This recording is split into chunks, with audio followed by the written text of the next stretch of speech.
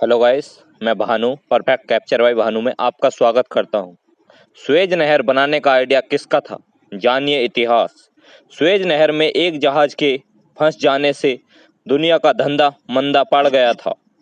Suez नहर में एक जहाज फंस जाने से पूरी दुनिया के व्यापार पर असर पड़ गया था। सुएज कैनाल क्राइसिस के कारण हर घंटे 2900 करोड़ रुपए का नुकसान हो रहा था। यानी जब रास्ता खुला था तो अरबों का फायदा हो रहा था।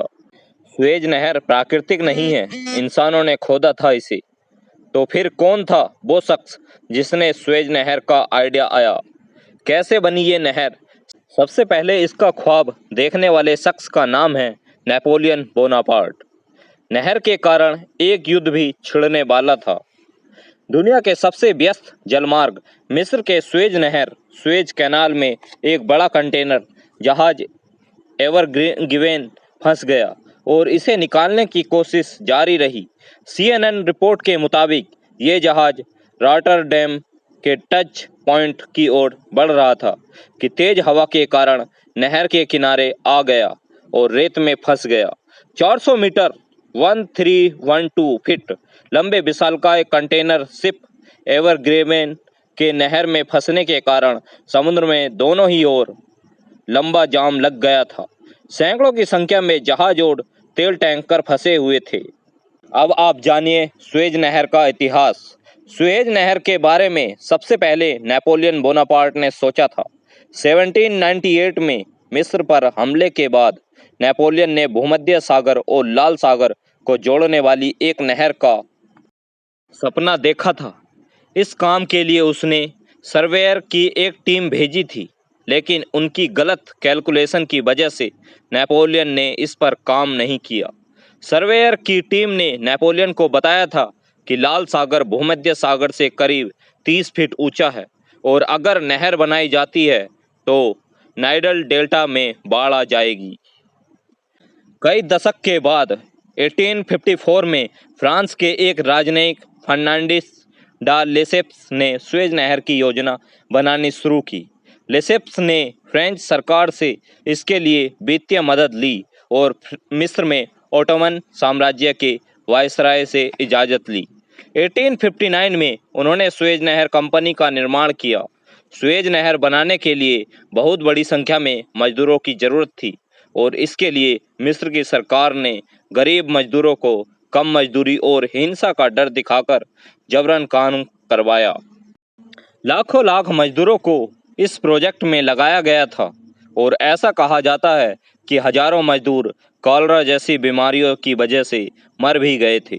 10 साल बाद 1869 में सुएज नहर बनकर तैयार हो गई थी और इसके उद्घाटन समारोह में मिस्र के शासक इस्माइल पाशा मौजूद रहे थे।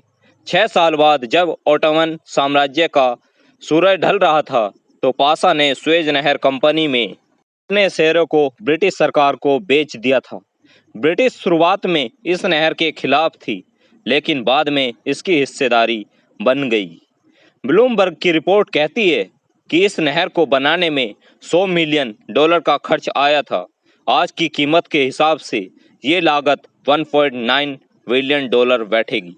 सुएज नहर इतनी महत्वपूर्ण क्यों है? आइए जानिए।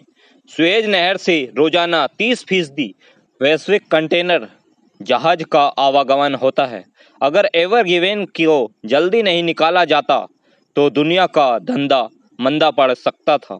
इतना ही नहीं, तेल बाजार, शिपिंग और कंटेनर की दरें प्रभावित हो सकती थी और रोजमर्रा के सामान महंगे हो सकते थे। सुएज नहर का सबसे ज़्यादा महत्व उसकी लोकेशन की वजह से है। ये ही एक जगह है जो यूरोप के समंदर को अरब सागर, हिंद महासागर और एशिया पैसिफिक के देशों से जोड़ती है। अगर सुएज नहर न हो तो जहाज़ों को पूरा अफ्रीका महाद्वीप की यात्रा कर उसे पार करना पड़ेगा।